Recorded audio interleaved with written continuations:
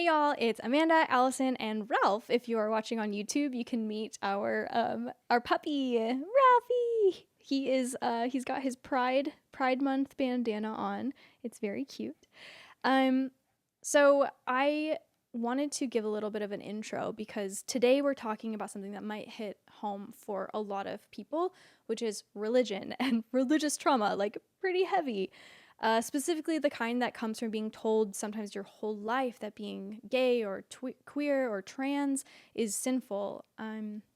If you've ever been made to feel like you were broken, unwelcome, or even going to hell just for existing, this episode, our whole thesis is to deconstruct that for you with a literal religious leader.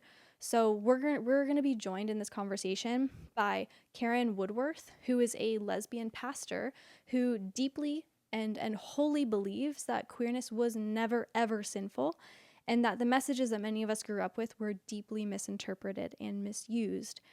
And so together, the three of us are going to talk about how that kind of harm happens to our community, and more importantly, how we can start to heal from it, both from a religious pastor perspective, from my perspective as someone who's kind of left the church, and from Allison's perspective, who grew up deeply ingrained in evangelical Christianity. So whether you are spiritual, if you are totally deconstructed, or if you are never going back to religion at all, you are super, super welcome in this space, in this episode, in this conversation. And I hope that by the end of this episode, you will walk away with one clear truth. You are not broken. You never were. You are not sinful, and you are not going to hell. So with no further ado, Ralph, Allison, and I would like to welcome you to this episode. Hi, I'm Amanda. And I'm Allison. Welcome to another episode of Simply Sapphic.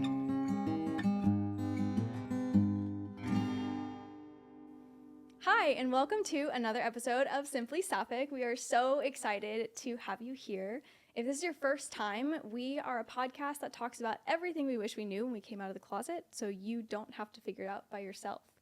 In this episode, we've been looking forward to doing this episode for quite a while. A long time. A really long time. I think since we started talking about the podcast, we were like, this is a top episode that we need to film. Mm-hmm. Yeah. And our thesis by the end of this episode is that we're basically going to convince you that being gay is not a sin.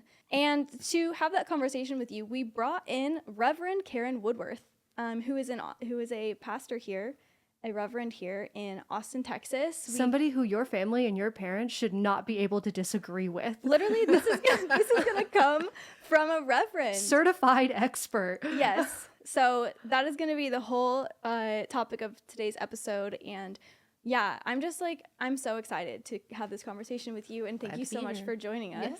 Yeah. So to begin, why don't you intro yourself and tell us who you are, what you do, and what you're passionate about. Well, I'm Karen, and the reason I'm here is because I'm a pastor of a church called Uprising in South Austin.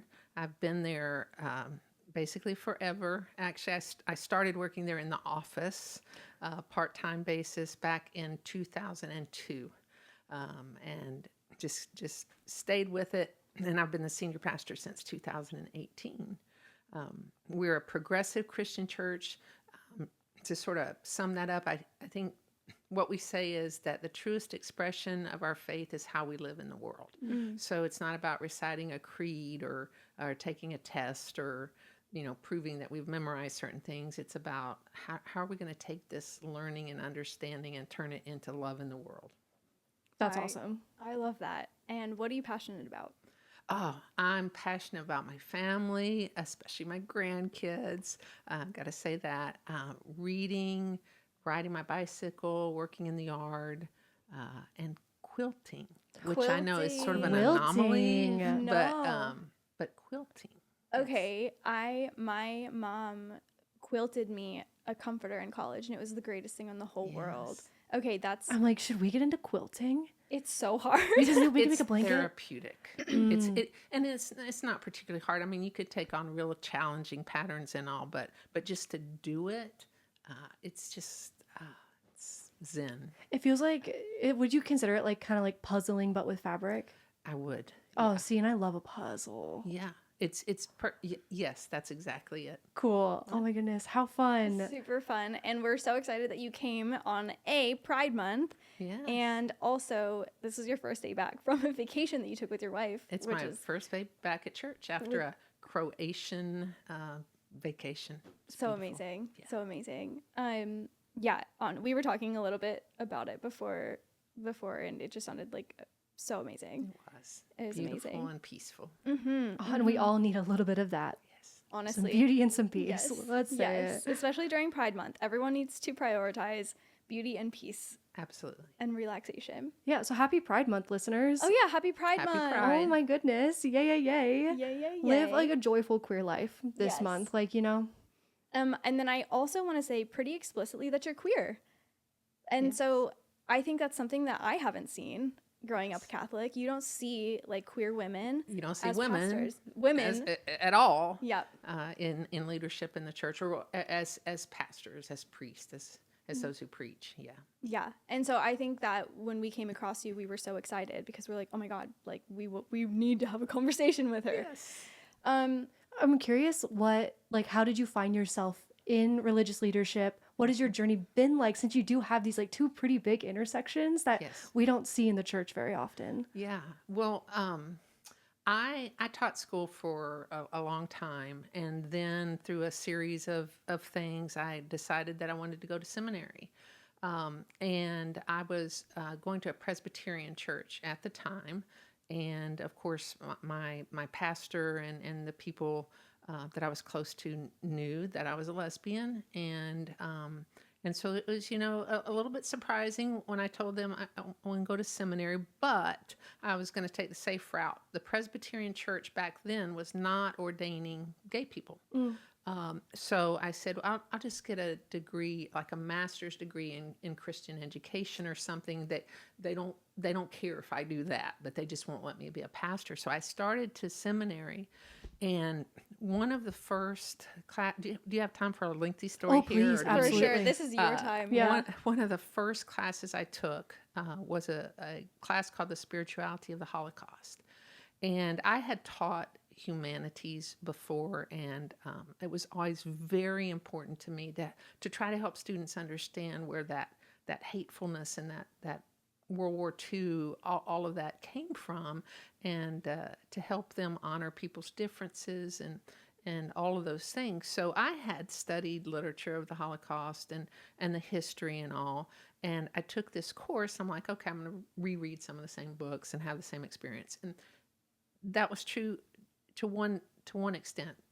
One of the first things that I find myself doing when I'm reading about or studying about or thinking about World War II is that sort of put myself in that time period and say, what would I have done? Confronted with doing the right thing, right? Protecting people, speaking against the oppressive government, all that. And then I start going down this road. Well, what if my job was in danger? Who cares? Do the right thing. What if my life was in danger? Well, I would want to make sure that my family was cared for, and then, I'd do the right thing. Well, what if your children's lives were in danger? Well, hard stop there, because I can't even imagine my actions putting So I'm going through this exercise, and I'm thinking about World War II, and all of a sudden it occurs to me, Karen, why are you even bothering to do this, to talk about whether you would be brave or not and you do the right thing or not? You have the chance to come out every single day, and you're not doing it. You're not doing it because your job might be in danger. You're not doing it because your kids might be teased, And I just had this epiphany of, I can do more in the world by coming out. And especially I'm in a place in my life where I don't have as much to lose as some people do, and I can come out to maybe make it easier for them. So I went back to my church and back to my seminary. I said, I'm lesbian. I want to live an open and authentic life, and I want to be a pastor. So Whoa. we started down that road. I will say that it literally came to trials. And Trials like within the church? trials within the church. Oh, so, wow.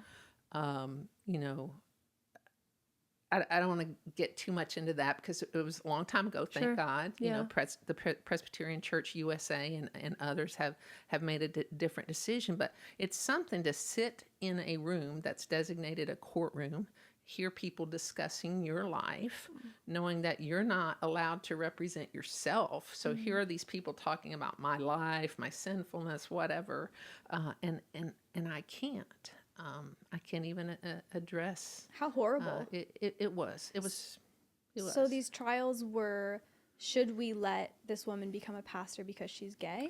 The Presbyterians are very decent and in order. So the way it was framed is that this was about process, and the ultimate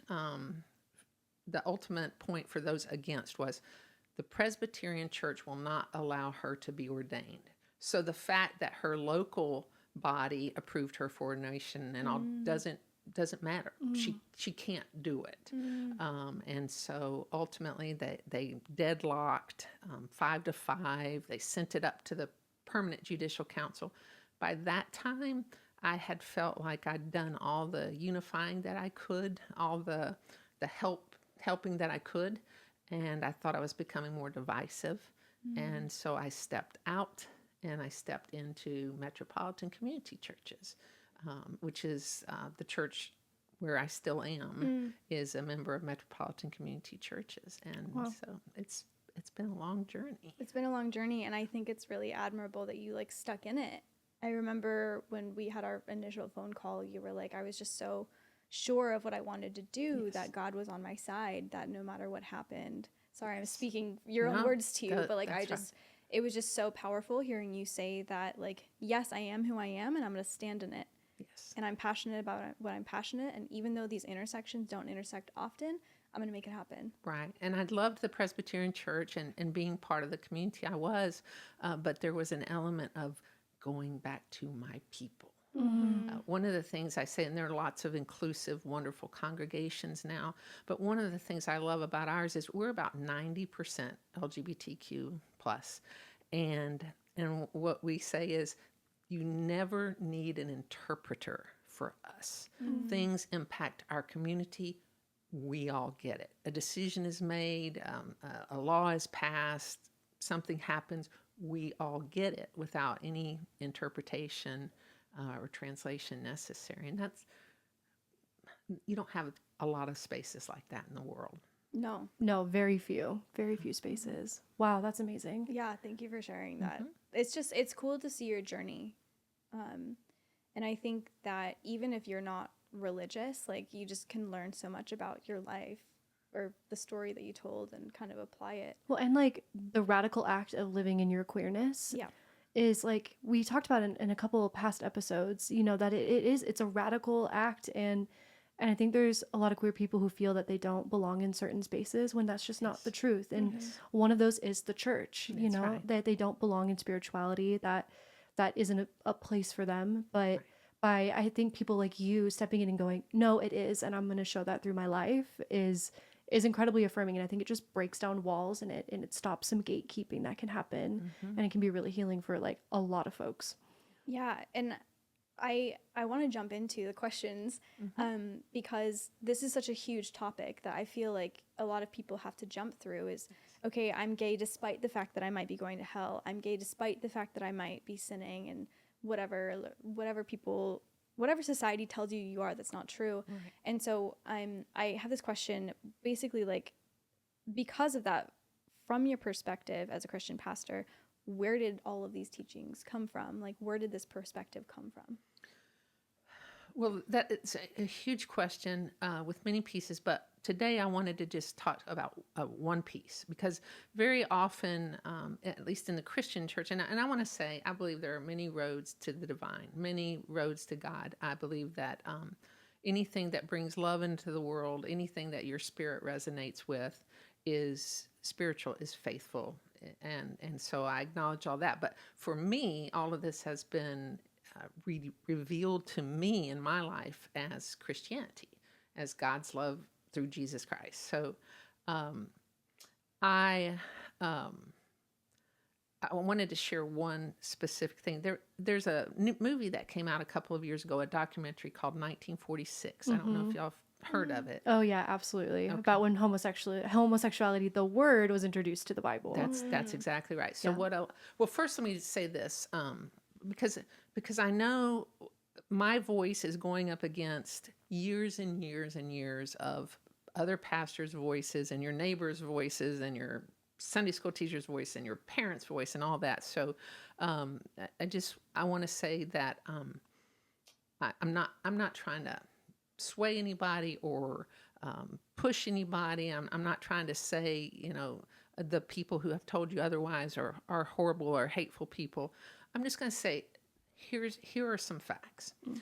There are over 900 English translations of the Bible, what we call the Bible, over 900. People argue about where commas go and, what this word should be, what that word should be. So there's a book in the Bible called 1 Corinthians. There's a 1 and 2 Corinthians. And in 1 Corinthians, in the 6th chapter, there's a list. And it says, and this is from the King James, because a lot of people say that's the gold standard. Know ye not that the unrighteous shall not inherit the kingdom of God? Be not deceived. And then there's a list, neither fornicators, nor idolaters, nor blah, blah, blah, blah, will inherit the kingdom of God, basically. And so there were a couple of Greek words in there that had been interpreted in different ways, translated in different ways. But in 1946, there was a committee that was putting together a new translation of the Bible called the Revised Standard Version. And for the first time ever, 1946, this is almost 2,000 years after we believe Jesus walked the earth, they decided that they were going to interpret these two words as homosexual. Now, in reality, there's a lot of, there's temple prostitution, there's all these kinds of things, but one of the words they interpreted was a word for effeminate. Well, if you think back to the early centuries, women were seen as a weaker sex, they weren't trustworthy, they were deceitful, property, all these horrible things. So what's the worst sin that a man could commit? Being effeminate. Okay, so that, or being like a woman, or being like a woman. Yeah. And so they chose right? They chose to interpret this word as homosexual.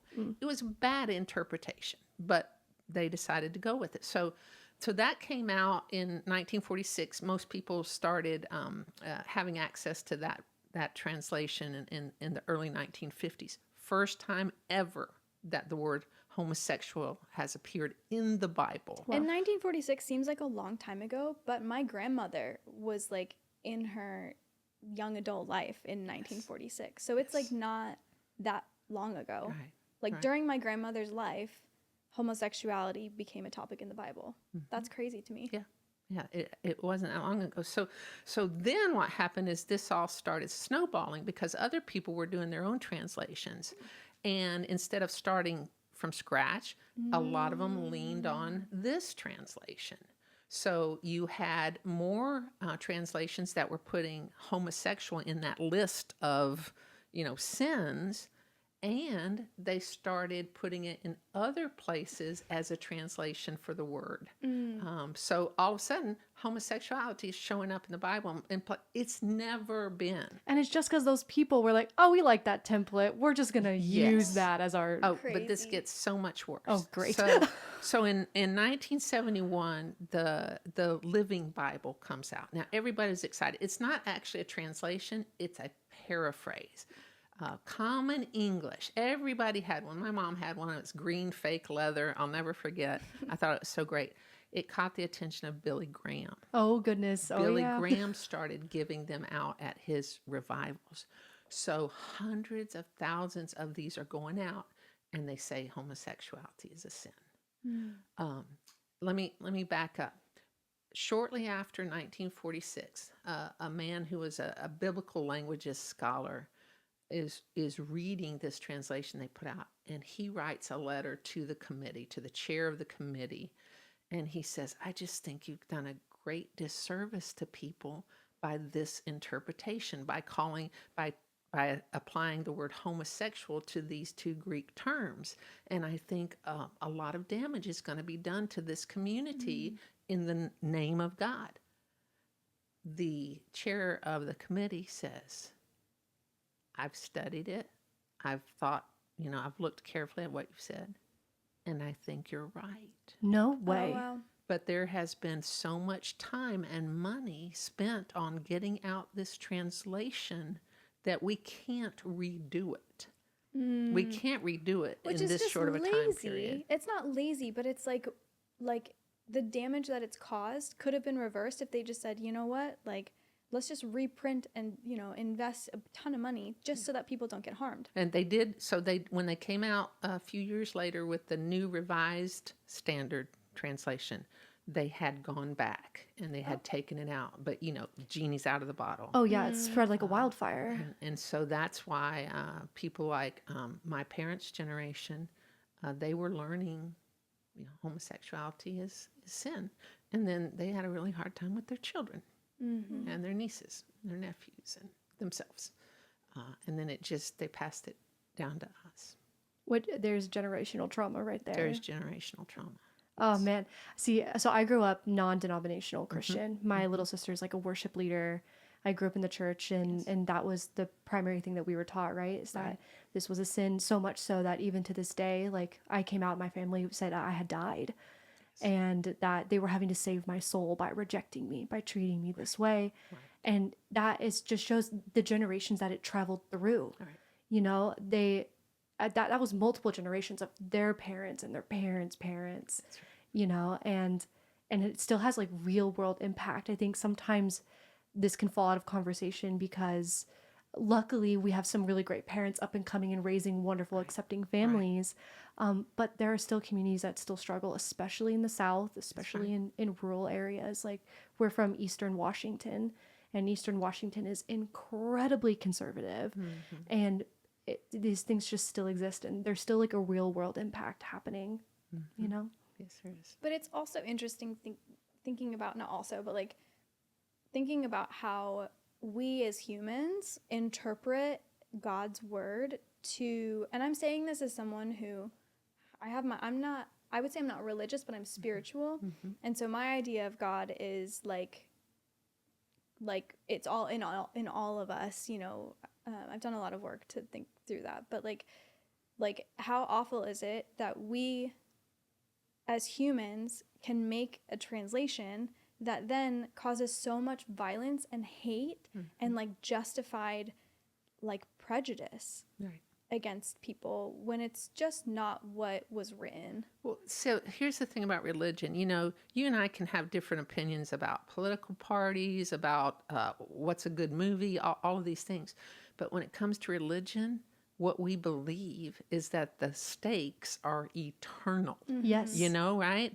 I have a lot to say about that, but that's a different podcast. But when you get people thinking, my choice here, it has eternal ramifications, that's really scary. And I used to have such a hard time with people like your family who said, you're dead to me. But I have to give them some compassion and grace too, because if they believe their child, their sister, whatever, is going to hell. Yep.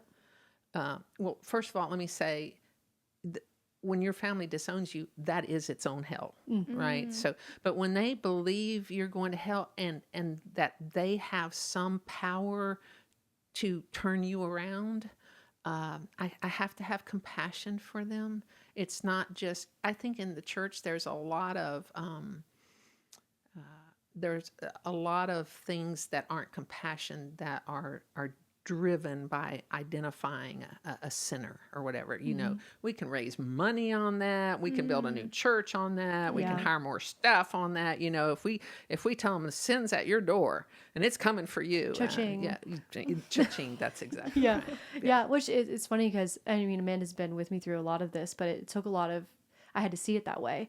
because I was like, no matter what I say to them, it's not going to matter because they love me so much that the threat of me burning in eternal hell, of me not being with them when everyone has died, is such high stakes that it almost felt like, and I went through a lot of processing and healing, but it's like, oh man, it just felt almost impossible to go up against. Yeah, and different people find different things that work for them. So some people say, okay, I love my family. I know how they feel. We're not gonna talk about those things when I'm there. They won't allow my partner, my spouse, to come home for Christmas.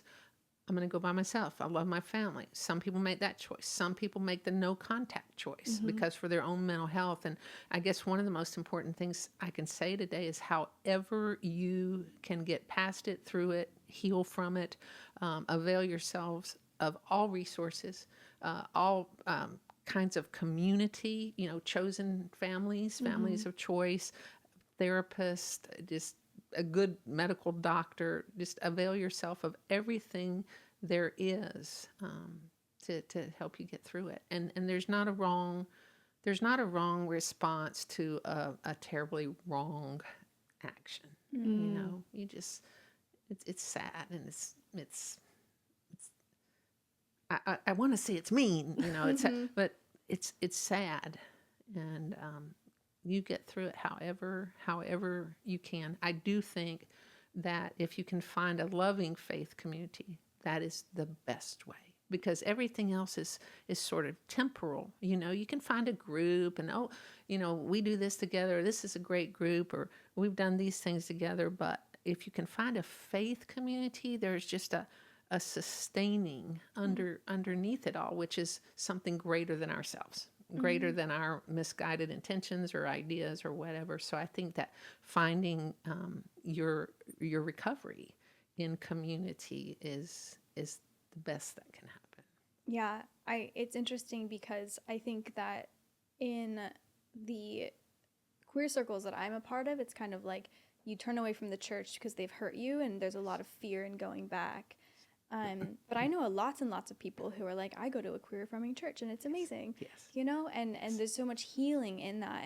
And I'm not gonna lie, like, I grew up Catholic, and I sometimes do miss like the meditative, like prayer that comes in Catholic churches. But what I've done is I've just incorporated that into my own practice and stuff like that. And so I think even if you aren't of the mind to go back to a church now or ever, then I think there's something beautiful in finding community that will also affirm that you are not a sin, you are exactly where you need to be, and you're eternal, whatever you believe in, whether it's like there's nothing after this or there's something after this. People that affirm that and can kind of like be there with you in that. I remember when I was going through my healing, I was with, like, I had a community, and I looked at them and I said, I need to go back to church, not forever, but just so I can stop being so angry and I can stop being so hurt. And they helped me find a church here in Austin, and I was able to go for just enough to where I was able to sit down and go, it was exactly what I needed to hear. And I was able to close a lot of doors, and I was able to like really like sew up a lot of wounds. And the church we were in, I mean, it was like openly queer worship leaders. And funny enough, the very first one I went to, they had a guest speaker that was queer. And I remember like leaving, and I felt like a weight was lifted off me. And I was like, I don't know if I ever need to go back into this space, but I'm so glad that I was able to heal so much of like 26 years of being so ingrained in the church and having such opposite messaging. And so like even if like you're a listener who's like, I think I need to go back for like 1 or 2 or 3 just to hear a different, or just to have a different experience with it. Like, that's also completely valid. And I was so thankful for my community to be like, they're like, yeah, because they were not churchgoers. And they were like, if you needed to heal, we're going to go with you. Plenty of queer people will say, my queer friends are angrier with me about going back to church than my Christian friends are about me being queer. Oh, wow. Because all the trauma. And you asked how did I sort of reconcile these two things of being a queer person and faith. The most important step was finally understanding that the people of God are not God. And so what I finally realized, it's the people that keep disappointing me. It's the people that keep telling me I'm sinful or whatever. And when I could just move through all that, I'm like, God thinks I'm pretty great. I mean, look at this life I've been given. Look at these children I have. Look at, all of this. I'm blessed beyond measure. And that's what happens when somebody loves you. I use the analogy of the church people were telling me, God thinks this, God thinks this, God thinks this. And what it was like a one-way street. And they were telling me, God is there. God's will is there. What you need to do is there. And one day I dared to look the other way and found out that God was there too. That's how I felt when I came out. Yeah. Because I remember I was so racked with fear. I mean, I was so, there's many things I was convinced of, but I was like so convinced that if I came out, God was going to kill me. Yes. I thought the second it came out of my lips that I was gonna be killed with a brain aneurysm. Yes. Yes. That was my thought. And I was only looking that one direction.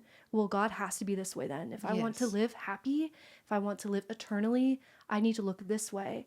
And then I came out and I looked the other way. Yes. And I remember even telling my parents, I was like, I'm queer. There's nothing that can change about this. And I believe that God loves it. And I know you think that my joy is false, but I think my joy is real. And every day it is reaffirmed. And it was like, so, I mean, it was scary to look the other direction, but I try to remind myself that like every day, especially like when kind of that old voices come back, I think it's amazing that you were able to take that approach with them. My joy is real. This is valid, as opposed to, meeting anger with anger or meeting closed-mindedness with, one of the things that happens is we come out and it's a process for our own selves, right? And then sometimes when we bring our families into it or friends, we want them to traverse our 2, 3, 5 years or our trying to be straight or whatever. We want them to traverse it today while I'm telling you that I'm gay. And so sometimes we just don't give them enough time or space to sort of come around.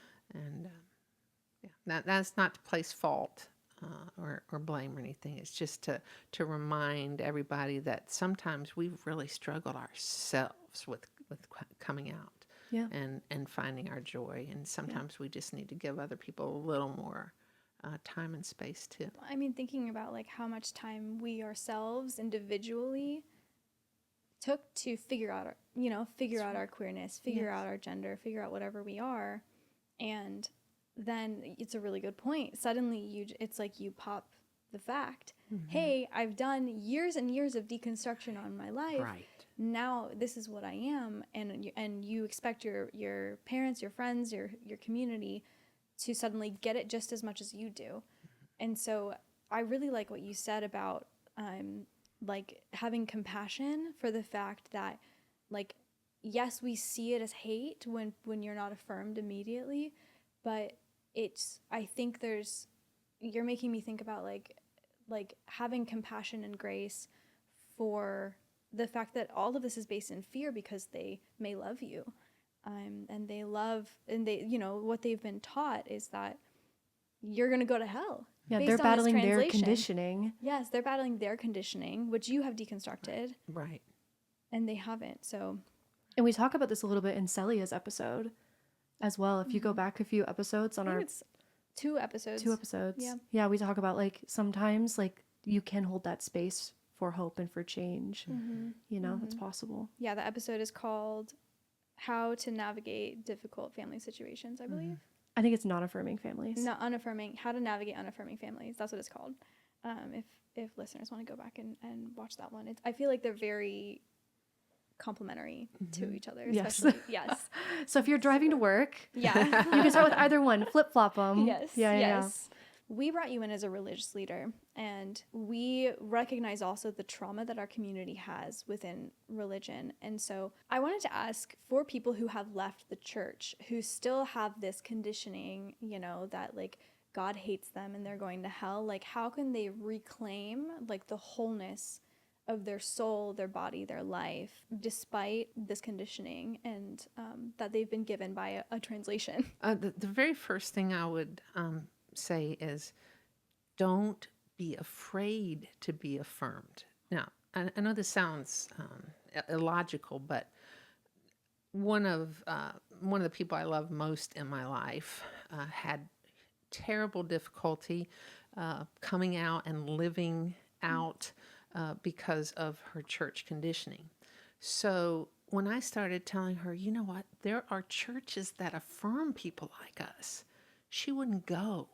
It was like she was so convinced of the ugliness that people were telling her that she wouldn't even allow herself to be in an affirming space. So the very first thing I would say is find affirming spaces. Ask your friends about them. Somebody told you about an affirming church. So look for the affirming spaces and get yourself there. And just kind of, you know, let yourself just sort of be, and I don't care what the space is. If it's a bar, if it's a, you know, softball team, if it's whatever, I don't care what the space is. Find those affirming spaces and go to those and just start letting yourself live that sort of normal life. And what I think, one of the things that we believe in Christianity is we love because God first loved us. You know, it's always a reaching out of God to love us first, to affirm us first, to create and find joy in us. I believe our spirits stay open to that. And so I would say, you know, if you're worried about it, open up the conversation. Here I am, God. You know, do you want to smite me? Do you want to strike me down? Do you want to have some tea? Do you want to, you know, just open yourself up. There's no right way to be in relationship with God. If whatever we call God or feel God is helping you to be a better person, helping you to do acts of kindness, that's helping you to honor the commitments you've made to a partner or to raise your children well, or any of that, I think is the divine at work in our lives. So the first thing I would say is give yourself the gift of being around people who understand you and who can celebrate you. I think that it's important that maybe for people who like to read, there are just wonderful books out there about coming out and realizing God still, like there's the God and the Gay Christian, Matthew Vines, just all kinds of books that can direct you in that way. And there's the Reformation Project on Instagram. Yeah. They helped me a lot in the beginning. Yes. Just the stuff they would post on Instagram was really helpful. Well, have you heard of it? Yes, but I'm not familiar with it. The Reformation Project, I think it's at the Reformation Project, and their entire mission is to reconcile and teach families and anyone who is in religion that being queer is not a sin. Yes. And so they'll make resources for your parents. They have whole support groups that your parents can sign up for to learn. So that's one of those, affirming communities. Yeah. It doesn't have to be, a physical place. Yeah, that's great. Yeah, it's amazing. It was very helpful. And we don't all learn the same way. We don't all take things in the same way. So, finding a person my age to talk to your grandparents or, I wish I could say parents, but I'm probably older than your parents. But just, finding somebody or finding somebody who came out of the evangelical church, or finding somebody that came out of the Catholic Church, people that share some of those commonalities are good resources too. Yeah. Bouncing off this, I'm so curious because this happened to me as when I went to that affirming church, And I had spoken to some of my family members about it, and I was like, you won't believe the experience I had. They had told me that they were false prophets, Yes. and that this group of people were lying to me, and that I was still going to go to hell. Yes. And so I'm curious if you have any thoughts or perspectives on that if that happens to some folks, they could take with them. Yeah, it doesn't happen nearly as much as it used to, but like I'll get a phone call from somebody who'll say, you're leading your people straight to hell, or somebody will show up on our online services and say, this is anathema, God hates gays, or whatever. People are still kind of lost in that. There are a lot of things I'd like to say about that. Not all beneficial, but for me, what I try to do is I don't debate with people. I will not debate scripture, because anybody that can read can turn anything they've read. As who said there are lies, damn lies, and statistics, or something like that. It's the truth with facts. We can read the Bible and we can argue about what it says. You can say it says one thing, and I can say it says another. I just won't do that. I will talk to people. I'll talk to people about my life, my experience. I will tell them I believe God loves me, and here's why, and here's how that plays out in my life. So I will talk with them, but I would invite them to, let's have coffee. Let's get to know each other. That doesn't always work. Just some people will say, oh, if everybody just realized they knew a gay person. But my response to that is, I talk to 16-year-olds regularly whose parents have thrown them out, and their parents know them and have loved them. Yes. Until they knew. So that doesn't always work, but familiarity I would start with. Church people, I didn't have a really good response to people until there was a woman that I went to seminary with, and she had a gay son. And not only was she convinced he was going to hell, she was convinced he deserved it. Oh boy! Because of his sinfulness, and she was telling me that her son and his boyfriend were not allowed to come to her house, and and this is a woman that's training to be a pastor, and I just knew I wasn't going to get anywhere with her. Yeah. So it hit me one day, and I said, will you do me a favor? Will you pray for me? Not that God changes me, but will you pray for me that God shows me the truth? Will you pray for me? So I let her pray for me, which was very important to her. But I took the judgment out of her hands.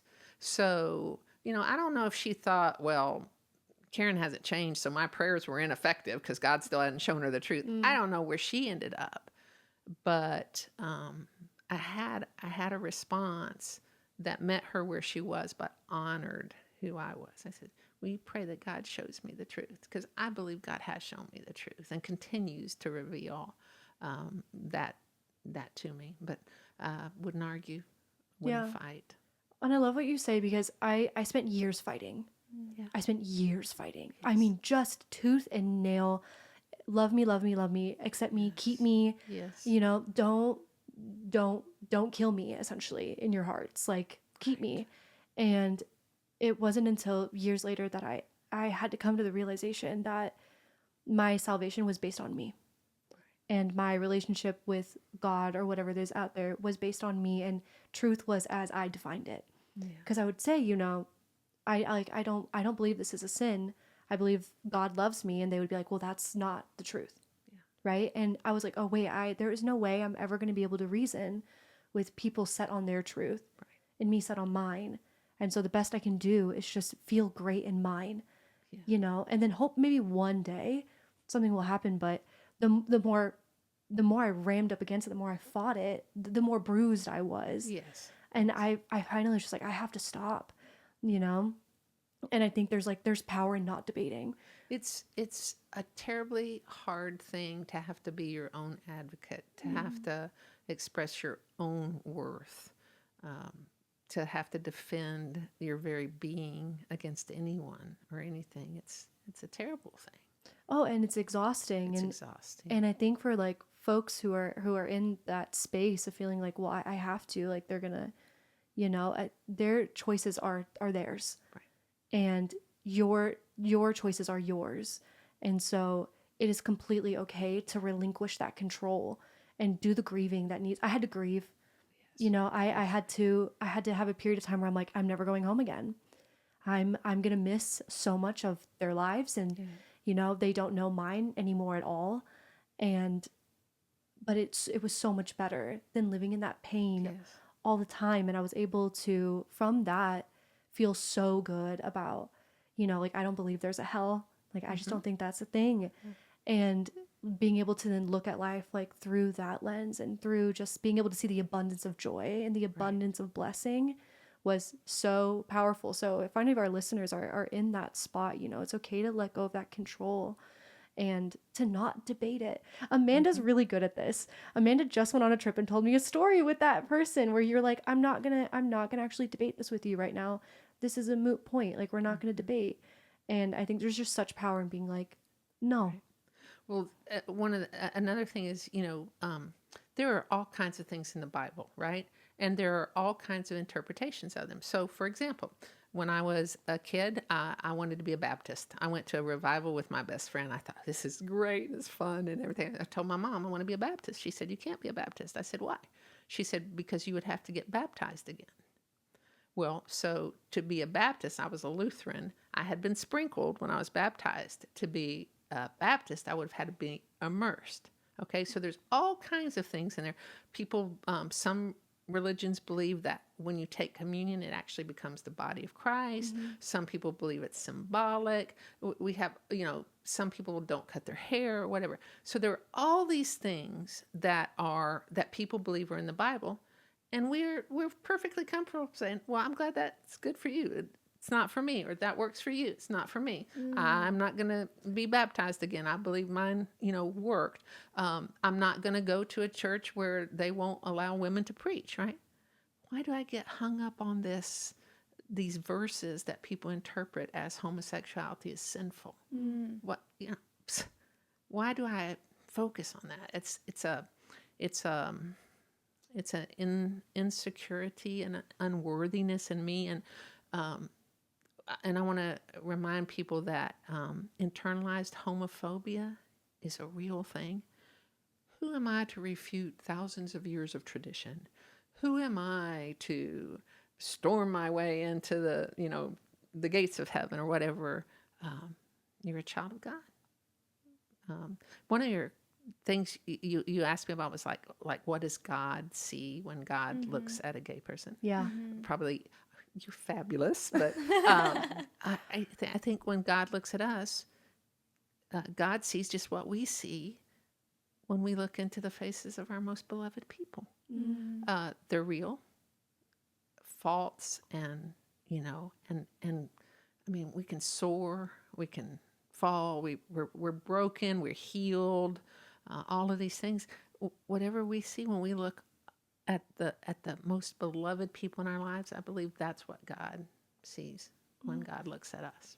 And that's such a beautiful call to like letting yourself love in your queerness. Like we talk about this and we talked about it in the podcast, but like I am a firm believer that like queer love and queer joy like heals the universe. I think it just heals everything around us in our own little ways. I think it's how we can enact change. And I agree, because I remember when I came out, I was like, the love that I feel cannot be anything but God. Right. It can't. Right. I was like, it is so profound in my body. It is so big in my soul that it was so confusing to me to hear that it was evil and that it was wrong and that it was going to cause me harm, when everything in my life that came from that was causing me such wonderful healing and such beautiful things. Yeah. People used to say, well, just don't act on it. Yes. And I'm like, you're not telling me not to eat chocolate for the rest of my life. You're telling me not to eat for the rest of my life. Yes. Because it's who I am. It's sustenance for me. Do you have like responses. Okay, I'm just gonna like double back because I've been thinking about, since you said it, I've been like in the back of my head, I really like when somebody tries to debate you on your queerness, you just say, why don't you pray that God shows me the truth? And I think that gives that, like, it's so respectful to their beliefs and respectful to you and your love and your person. And it's almost I feel like if you then give them a year or some time to pray that God shows you the truth, and then they go to work and you go, yes, this is what I've realized is queerness is holy. Queerness is, whatever you want to call it. Queerness is love, it's truth, it's compassion. And so it's really interesting because there's also that phrase of like, love the sinner, hate the sin. Like, like I'm so curious from like a pastor's perspective, like what are your thoughts on that? Well, I think it's a fallacy. I mean, just it's illogical. We are called to love. And I don't have any problem with people having this designation as sinners, because I don't believe sinners is, there's this rule and you broke it. There's this rule and you broke it. I don't believe that's, I believe that sin is anything that separates us from God, anything that forces us to live small, that keeps us from creating in the world and loving in the world. And because God's will, people are always talking about God's will. God's will is for us to have abundant life, to love one another, to share our food, to visit the sick, all of that. That's God's will. So I'm kind of lost now. No, but honestly, you're like making me tear up. I don't know why. Like what you said was like so impactful to me, that like I grew up very Catholic, like I said, and sin was so binary. Right. It's That's a good word. So binary. And I what you said, just like I was like, oh my God, I think this is healing something I didn't know I needed. Well, that's particularly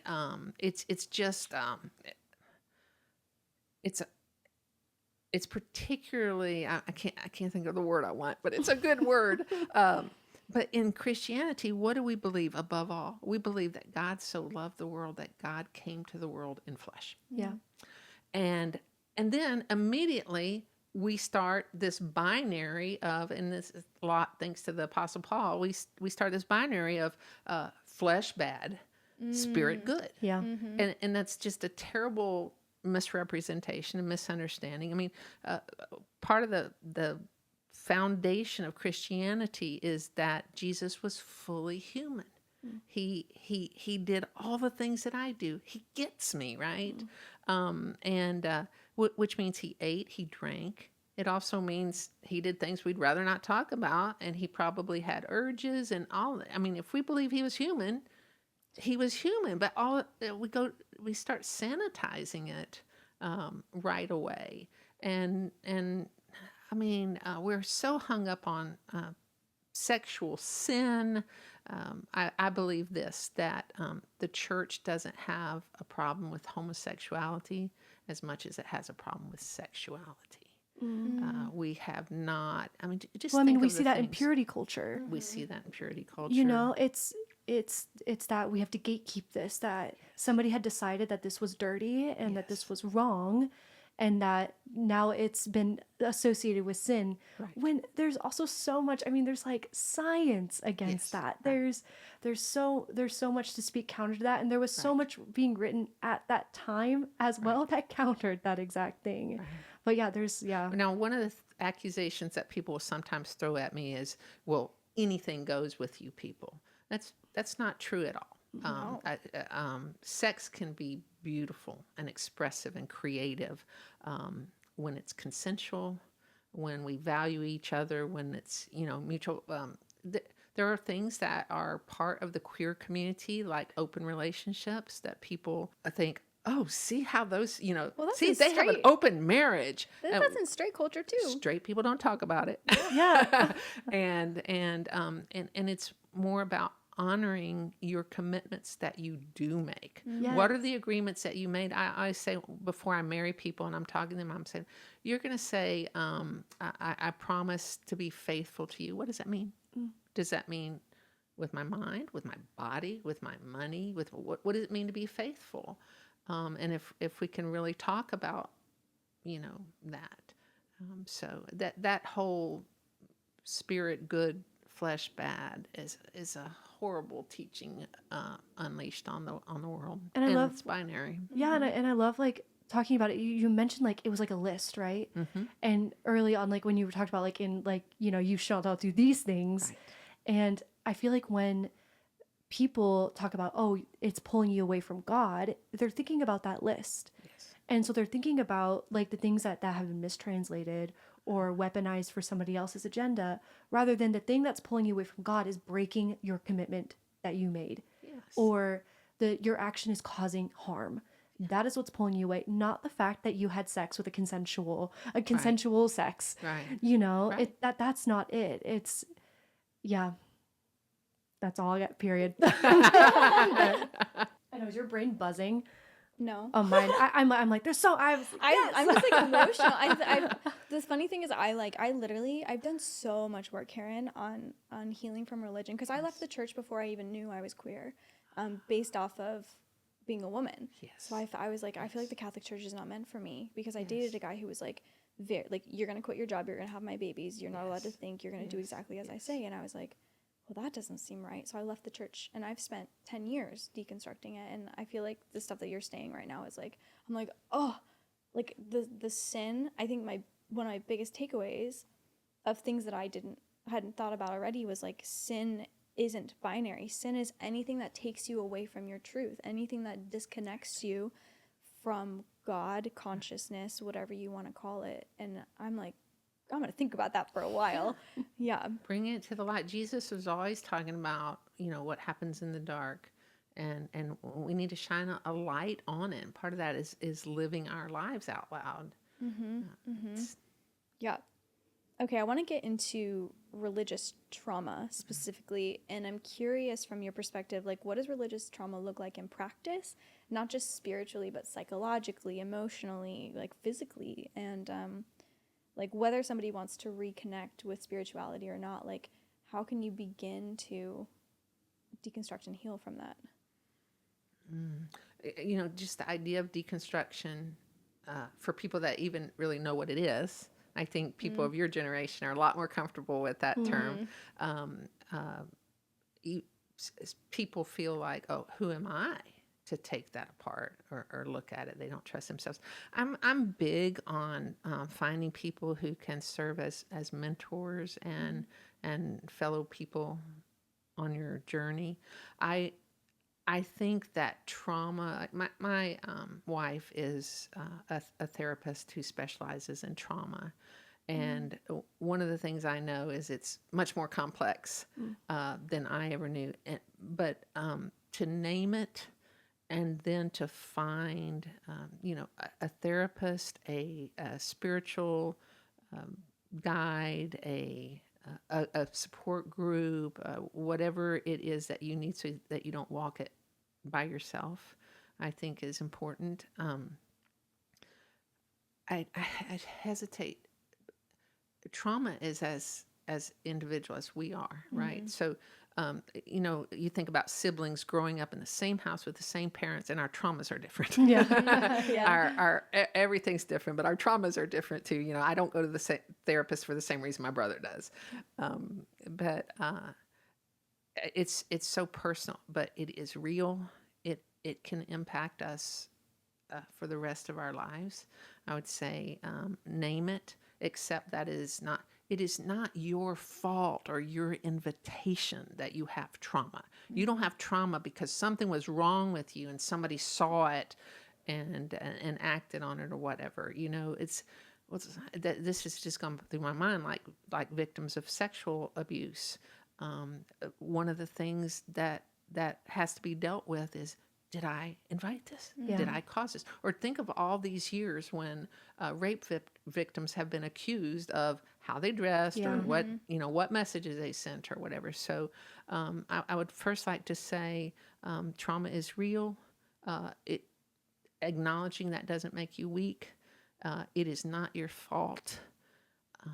And people can help you heal from it. And it does need to be it's just like, if I cut myself and it's a wound that needs stitches and I don't go get stitches because, lots of people get cut and blah, blah, blah, blah. I mean, you would never do that. If you had a toothache, you'd go get the tooth pulled or whatever. If that pain and that injury is internal, emotional, spiritual, acknowledge it and find the healers. Yeah. And I love that, because I think for folks listening, wondering like, oh, do I have religious trauma? Like one indicator for me, I knew pretty early on, I was like, this is traumatic. Yes. But I noticed myself going, something bad would happen. I go, God's punishing me for being gay. Yes. And that was the first thought. And I was like, trauma. I was like, this is my trauma talking to me. Good. I have to talk to somebody about this. So for folks that are like trying to wonder if they do, or if that's something that they're experiencing, like listen to your thoughts on how it's responding to your life. And that can kind of be a key indicator that like you need to go get some stitches, you know? Yeah. I something that I do for things that are not necessarily religious, but I think I will do that now, is I genuinely, like, I think tonight I'm literally going to go and like try and ask like whether or not you believe in God, you can still talk to God, and it can be your higher consciousness, it can be your spirit guide, it can be whatever. The universe. The universe, if you think that, something's going to answer, right? So you can be like, hey, God, like, am I sinful?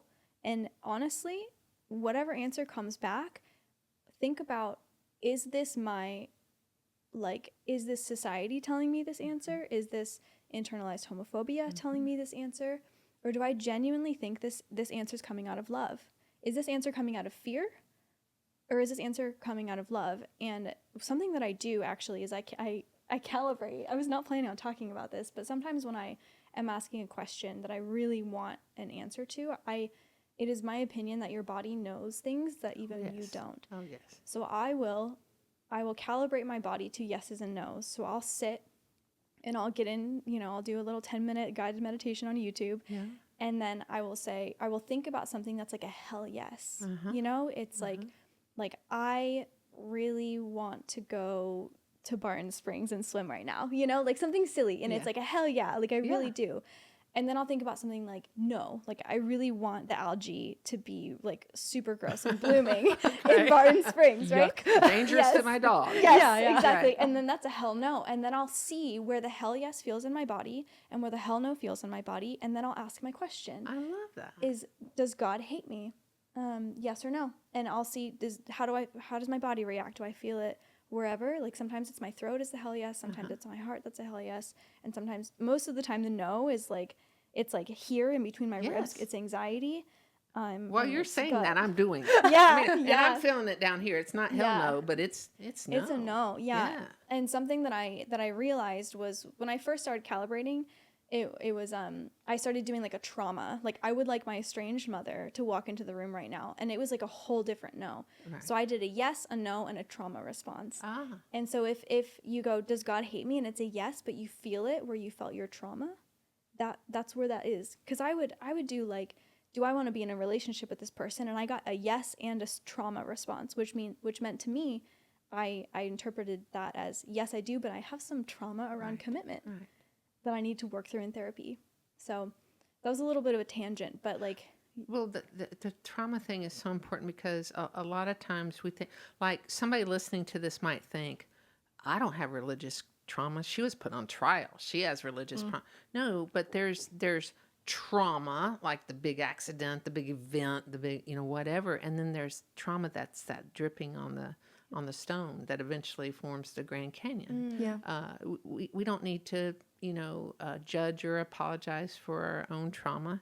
If it knocks your life off course, if it prevents you from from being all that you can be. I hate to use, that cliche military stuff, but all that you can be, if it prevents that, it's ripe for healing. Yeah. I also want to, because this made me think of this, and I just want to say it out loud, because when I was growing up, I had a lot of anxiety. I was just always a very anxious, nervous kid. And my parents, it was very ingrained to me that this was the devil fighting for my soul. I was under siege. And so we would do I would go up to the altar, people would lay hands, all of that.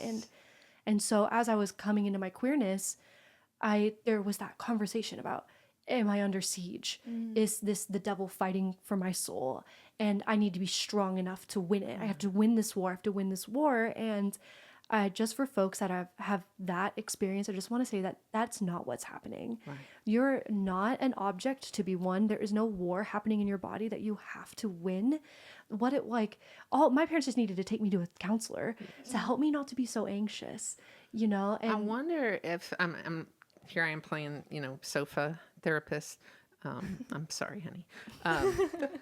But I wonder if you were starting to have some inklings of, I'm not just like everybody else. I wonder if that was part of your anxiety. Oh, I knew it was. I knew. I was playing boyfriends from a very little age. I was always the dad. I was very convinced. But I didn't know homosexuality. I didn't know queerness. No, right.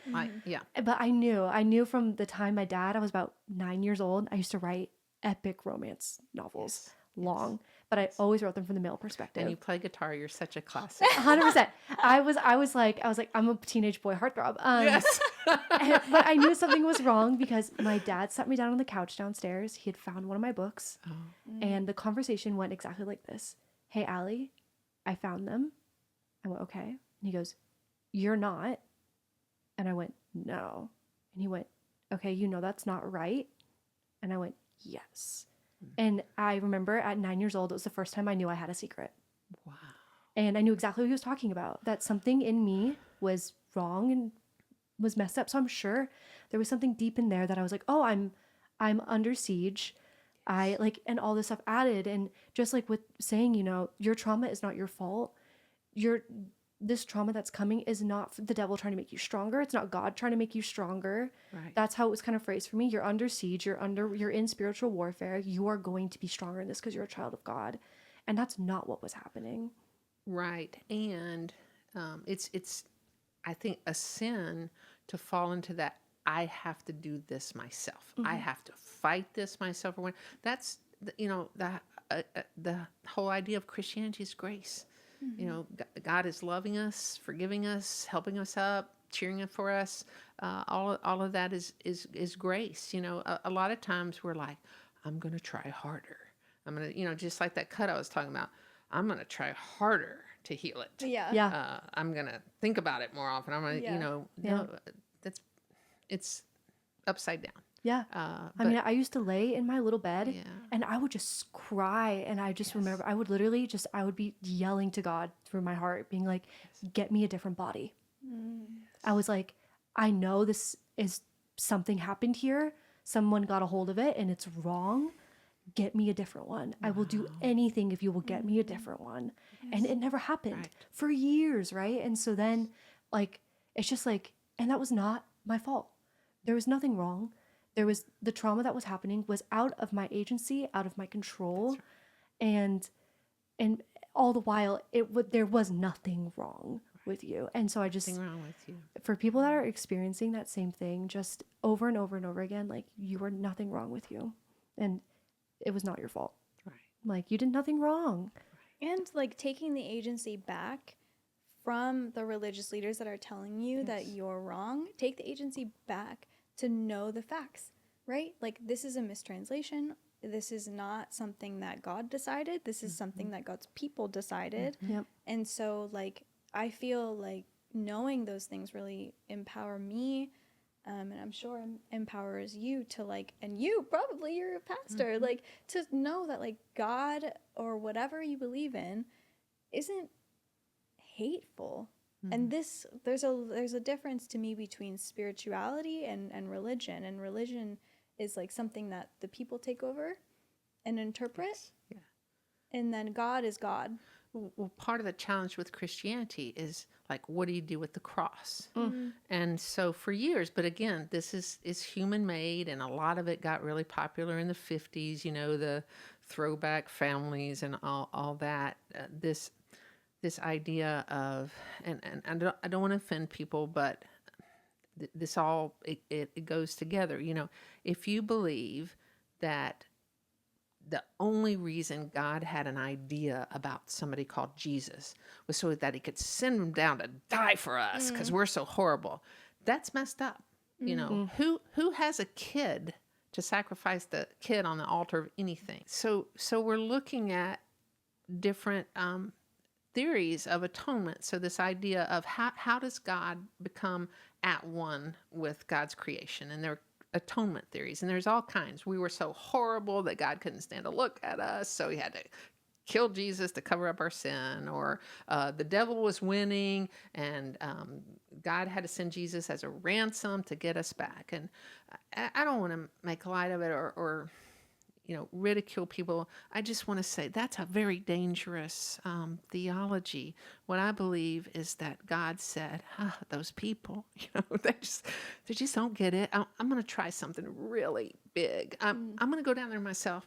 I'm going to walk with them. I'm going to eat with them. I'm going to live with them. I'm going to love them and just see what happens. And then this world couldn't absorb that kind of life, that kind of love, that kind of human spirit that said, you can do anything you want to me. I'm still going to live with joy. I'm still going to love people.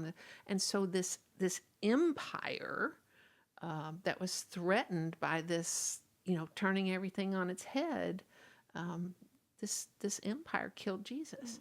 And what I believe the cross has to do with that is, even with that, Jesus didn't give up. He didn't say, okay, you know, you win. I'm not going to love all these people. I'm not do this. We believe that ultimately that love was victorious and always will be victorious. So you can believe, you know, that Jesus rose bodily from the dead, or he didn't, or this is a myth, or you can believe anything you want. But here's what we don't disagree on. Love was ultimately victorious. And all these people that had been touched by him and learned from him, and they didn't do it perfectly, but they went out and they said, here's how my life has changed. Here's what I experienced. Here's what I felt. I can't let it go, and I can't let you live without it. That's the best of it all, right? That's the best of Christianity or any religion. This is wonderful. This is life-giving, and I can't let you go without. It's interesting looking across the board at all religions. The one thing they all have in common is attuning yourself toward compassion and love. Yes. And I think that if we, regardless of what we believe, if we believe anything at all, attune ourselves to compassion and love, there's no way we can't be godly.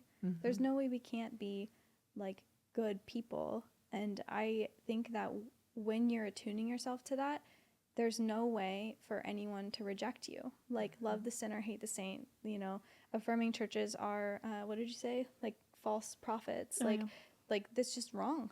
Because if you're like, I am compassionate and loving, like anything that you say that's against that like frequency is wrong.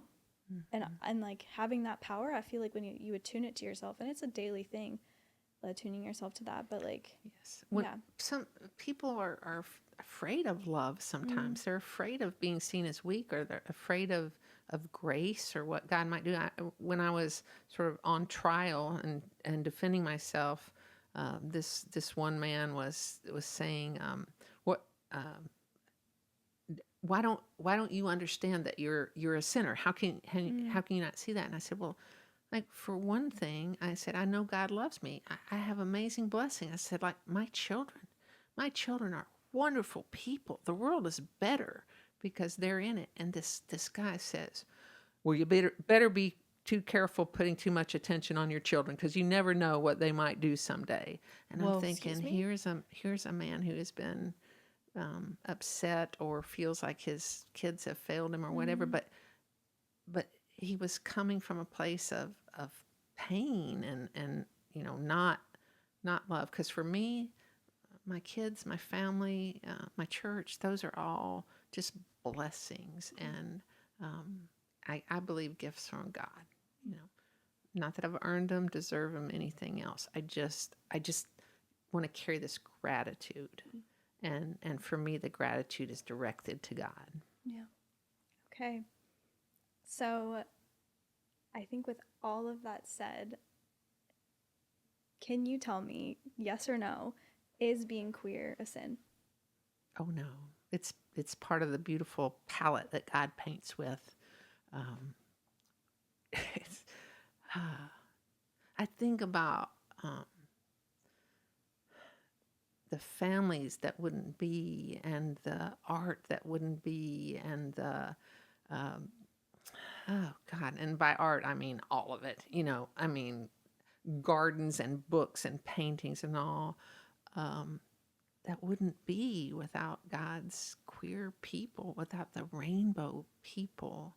I think there is a particular joy you express. You know, when we hear about Black joy, I believe that's a real thing. Finding yourself and your power, and saying to the world, you won't hold me down. Mm-hmm. And I think that we have it too. I think lots of different communities have it. I know, people in the deaf community, you know, who have started to capitalize the D in deaf, and we are beautiful people with our own language and our own way. Yeah, so I think there can be joy in any owning who you are. So I believe that God, I believe that God loves all of God's creation, and I also believe that God has a special place in the heart for those of us who are living on the margins or who are targets. I think God probably checks in with us several times a day. Just, I'm going to make sure she's all right. I'm going to make sure they're all right. Thank you. Wow, this was like super healing. Thank you so much for like coming all the way out here. The 2-minute drive. Yeah, the 2-minute drive. You're right. Well, I have a longer drive home. Yeah, fair. But we usually end our episodes with this really silly game. Yeah. It's called Is This Sapphic? And we're gonna give you 4 random objects, and we want you to tell us if you think it's sapphic. Okay. And why. Can you give me the bolo tie? Yeah. Hilarious. Okay, let's do it. I'm really worried that, like, because I'm so old or out of it or something, you're going to ask me these things. I'm like, what's that? Okay, so, but I want to do bolo tie. Please, yes. Okay, for the listeners who are wondering where the bolo tie came from, we send our questions over to every guest before we go, and we said we're gonna play this game where we're gonna give you an object. For example, a bolo tie. Is it sapphic? And here we go. Is it? My response? Katie Lang. Enough said. There we go. Yes, it is. It absolutely is. Okay. I don't see our list. Oh, it's because I have it in my head. Okay. Okay. Okay. Our next one is Legos. Pass. Oh. No. Legos. My first thought is no, too angular, too sharp, too, you know. Ooh, step on one in the middle of the night. And you're like, you're come so on. right. Yes. Okay, cute. Okay. Our next one is silly straws. Ooh. Silly straws. Or crazy straws, some people call it. Yeah. You know, they're probably sapphic. They're out of the ordinary, lots of curves, creative. Get the job done. I would say sapphic. I love that. Get the job done. Get the job I'm done. like, you're so right. Get the job done, but like in a fun with the way. flair. With a flair. With flair. Yes. That is the most sapphic thing. I'm like, do we go get crazy I think straws? we have to go get crazy straws. I wish we had and some the ones to give that change you. color. Oh. When, you know, when the cold moves. Oh, I love it. Okay. End of episode. No, I'm kidding. Okay, another one is an acoustic guitar. Oh my God, that is so Katie sapphic. Lang, period. It's you know, and the old ones, Holly Near, Meg Christensen, Melissa Etheridge. I mean, just absolutely, you know, a girl and her guitar. I think of Brandi Carlile. Oh, Brandi Carlile. Brandi Carlile is a prophet. So good. The Indigo Girls. Yeah. Acoustic guitar. Bringing it back, like Semler. So good. They're amazing. Okay. Okay. That's the end of the episode. Yay. For everybody listening, watching on YouTube, we want to really thank you. I know we cover a lot of really heavy topics, And I know it can sometimes take a lot to be able to like come into this space emotionally available to like talk about religious trauma, to talk about hard families, to talk about like some of our harder topics that we bring up on the show. But I really truly think that these topics are some of the most important things, because it's like you said, like I feel like I would get a cut and then I would be like, I'm just going to think about this really hard, or not think about it at all, and expect it to heal. That's right. And so I think when we have conversations with experts like Karen and you know, everyone else that we bring on the show, it's like, it's so healing. I have this mantra that I'm amazing at what I do. I'm really good at everything that I do, but I am so much better when I have help. Yes. And so I just want to really thank you all for holding space for this episode. I know that it's controversial, bringing in and knowing about all the hurt that these religious institutions have brought, and I just really want to thank you for like having such grace for these conversations that are like agnostic of religion, and sharing your perspective with such like love. If people reach out and say, how do we talk to someone? How do we talk to her? I would be happy to. I don't know how much I could follow up with everybody, especially if there are a lot of you, but I will. And it's important that that you know that I mean all this from the bottom of my heart. It's who I am, what I believe, and I don't want people to have sadness or wonder about their place in God's heart. Yeah. For those that want to reach out to you, how do they do that? I think the easiest way would be for them to call the church office, and that number is 512-291-8601, and they will get the message to me, and then we can look at email, text, phone call, whatever works out for us. But if they just call the church, our church is called Uprising. If you lose this number, 512-291-8601, and just tell them you want to talk to me. Awesome. Amazing. And again, your name? Karen Woodworth. There we go. And for our international listeners, that's a +1 U.S. number. +1 U.S. number. Sure is. And that I'm glad you said that. Let me go ahead and give an email address too. So you could send your same request to office, just OFFICE, at uprisingaustin.org. Uprisingaustin altogether.org, and that'll get to me too. Awesome. So you can call or you can email. Yeah, I honestly, I wish I had met someone like you when I was first coming out, because, oh my God, like this has been just so healing, and I feel like it's taken me years to discover like half of what you said today. So, oh my God, I would have emailed you. So don't be afraid, listeners. Like, we're sitting in the room with her, and she's just so friendly, so amazing. So please reach out if you have follow-up questions. Since you have now watched a full episode, we're going to do our little advertisement for the fact that you can now rate the show. Please rate it. So if you are on Apple Podcasts, if you are Apple Podcasts or Spotify, you can give us a star rating. If you're on YouTube, you can just thumbs up the episode. Or subscribe to our YouTube. And subscribe to our YouTube channel. If you are on social media, you can find us at Simply Sapphic Podcast. And we just are so grateful for all of you. We had somebody hit us up last week saying that like he was just so grateful for our resource because his wife came out, or his ex-wife came out, and he's just so grateful that she has resources to go through this not alone. And so we're just so passionate about the queer community and giving back to those which helped shape us. And spreading the gay agenda. Spreading the agenda. Spreading the agenda. It's just live joyfully, live your queer life. You know, you are whole, you are wonderful, you are blessed, you are not amazing. sinful. You are not sinful. You're wonderful. So we just thank you for being here. Thank you for listening. And thank you, Karen. Thank you, Karen. Thank y'all for calling me. Of course. Okay, bye. Bye, everybody. Thanks for tuning in. Be sure to subscribe, follow us on social media, and share episodes with your friends. See you next time.